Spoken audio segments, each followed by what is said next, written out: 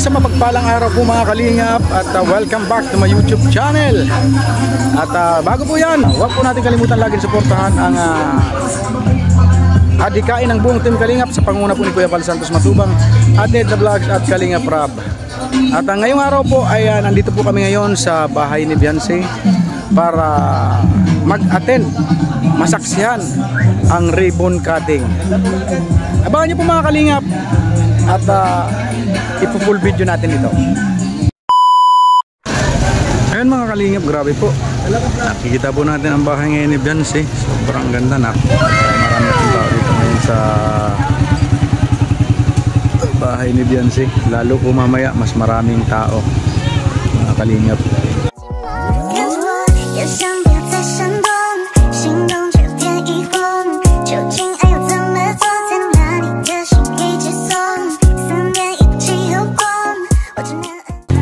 Ayan mga kalingap po, Kuya Brooks punong abala. Grabe mga kalingap, grabing sipag talaga ng taong ito. Yan may mga bukod kayo para naman kaya isang sasakyan dito pinatanggal ko para may pasilungan ng mga gustong tumambay dito.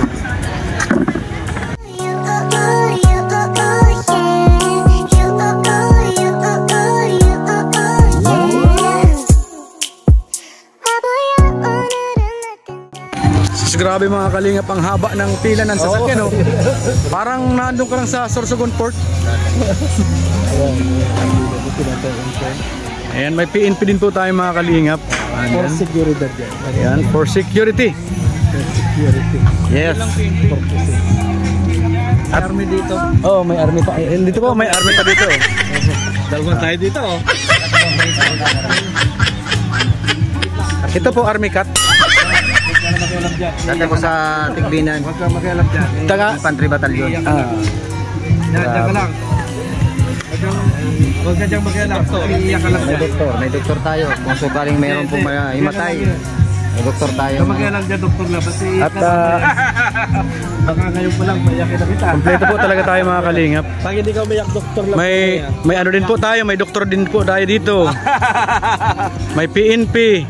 Ay grabe. Grabe na traffic na doon. Mamaya po may MDR, may bombero. Nagkaroon na ng traffic doon. Kaya nga Wala pa si Behegot. Nasa na, tatlong lechon dito ngayon. parang mabubungkag ang tatlong lechon nito. Hindi na. Hindi mabubungkag ang tatlong lechon. Hindi ubus na yung lechon. Delikado. Handa mo. Kasi maraming Tutunawin yan. tunawin namin yan. Ayan na yung catering. Ay, yung van? Oo. Yan na pala yung catering. Yung van na yan na malaki. Yung close van. Yung close van. Padaanin nyo. Catering. Dok, ayan na yung catering. Catering ba yan? Oo. Van?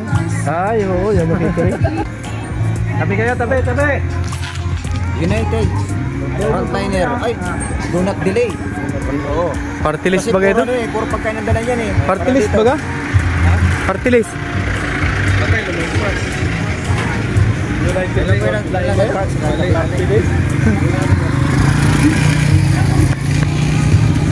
Grabe. Super ganda po talaga mga kalingap ng bahay ni Baby Beyonce. Napakaganda. White na white. Ito ang tinatawag na White House na may green. Na may dilaw pa. May dilaw pa. Anong masasabi mo engineer sa bahay ni Baby Beyonce? Ay, hindi ko maisip kung ano bagang klase, ang ganda.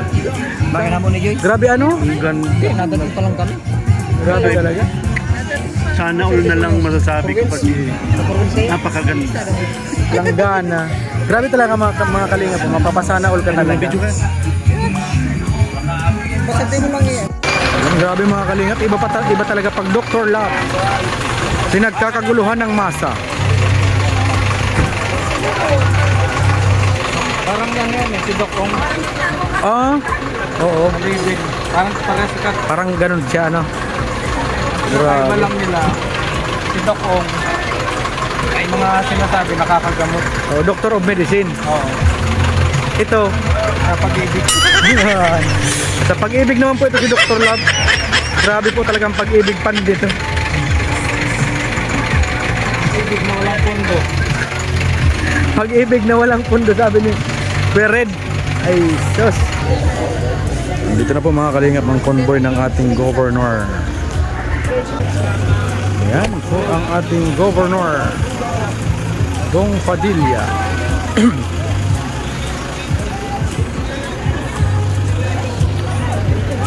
Legit po ito mga kalingap, legit.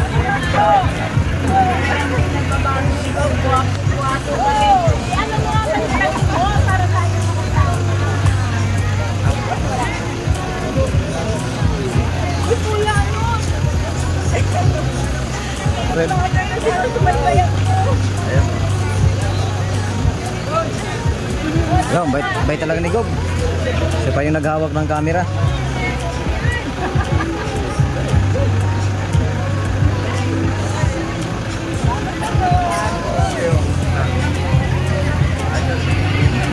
Kuya Bal po, nasaan?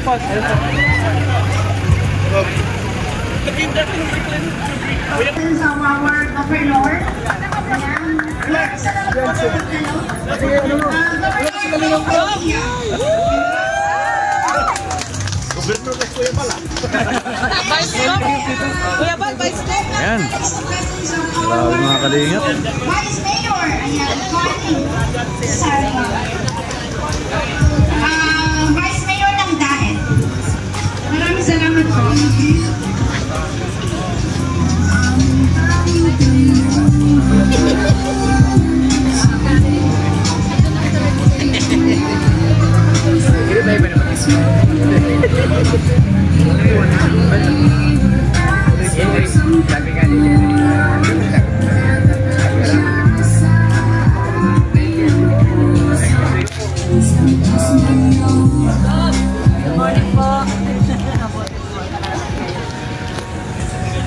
Magandang hapon po sa inyong lahat.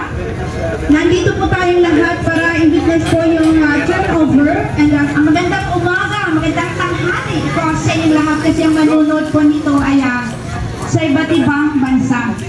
So ayan mga kalingap, kami po ay natutuwa dahil ang ating our very own governor, Dong Padilla ng Camarines Norte ay nakiisa sa pag-turnover ng bahay ni Beyonce.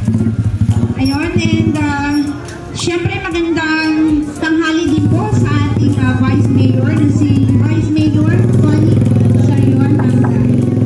So ayan, ang ating programa ay magsisimula sa National Anthem na pupumpasan ng ating si Ate Edna.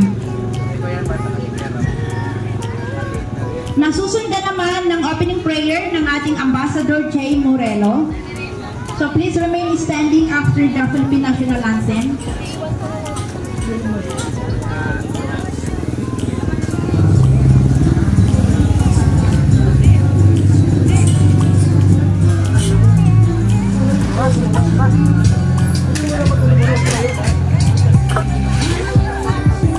Asosasyon na ito na tinatangkilik at minamahal ng publiko sa mga bisita po na andito sa mga kasama nito, si Batalero na mabigyan ng napakagandang bahay. Ang kanyang si Ma'am Hansel Batalero.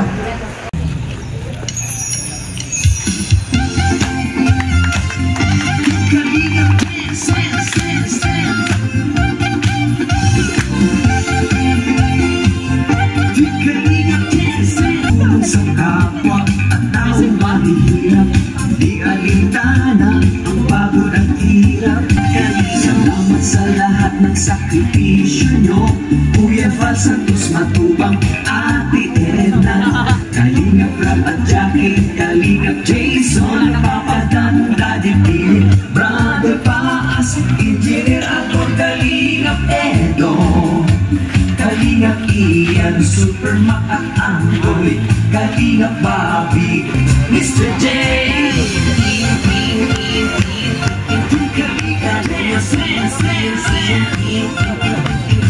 ituloy mo lang, Kuya Val, gawin ang atikain, pinapangarap, ang pag Diyos nawa'y lagi sumainyo.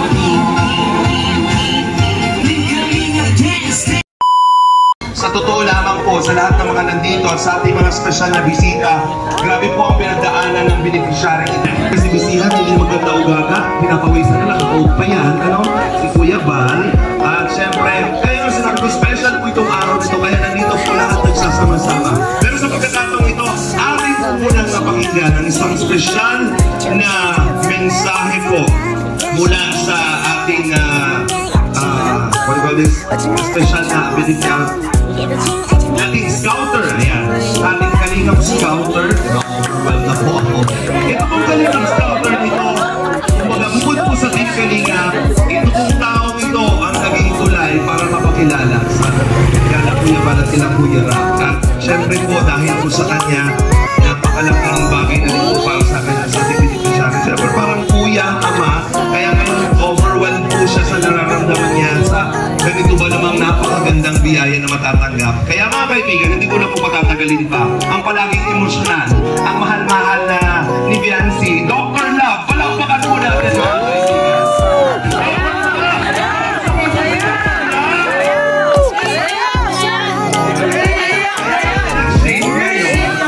Kasi nararamdaman ko, ganun ang pagsalita, namumula ka na agad, wala ka na.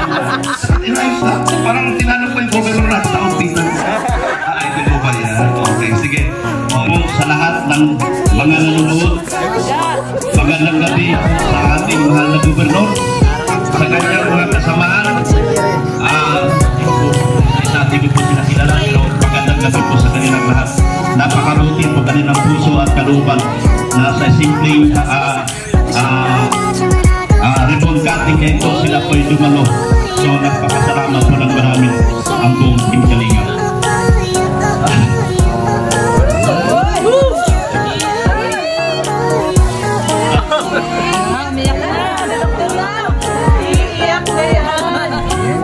Sa totoo lang, magbalik tayo sa umpisa kung paano ko na-umpisa na scout si Biancy.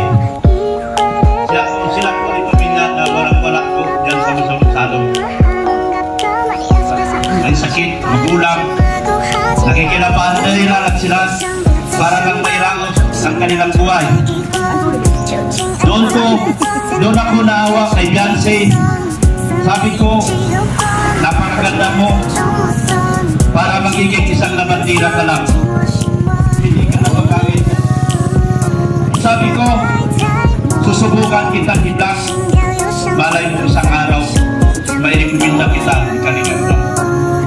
At hindi din po talaga nagkamali at hindi po nagtagal sa pang-apat na episode ng aking vlog. Siya po ay tinawag at ginusto ng Kalingap lang ngayon lang. So nagpapasalamat ako sa mga taong nagtago sa kanilang buhay. Walang iba yan kundi si Kalingap Rap, my idol, Kuya Bal, Ate Edna, at sa lahat ng kay Magjack Tapia at sa lahat ng buong Kalingap. Isa sa pinasalamatan ko sa araw na ito, ang naging buhay ko rin kung paano ako naging nakarating sa Kalingap. Yan. Dati,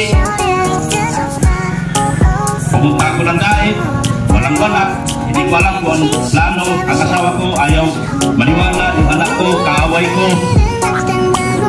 At sa ngayon, sa tulong ng Team Kalingap, nabuo ko muli ang aking pamilya.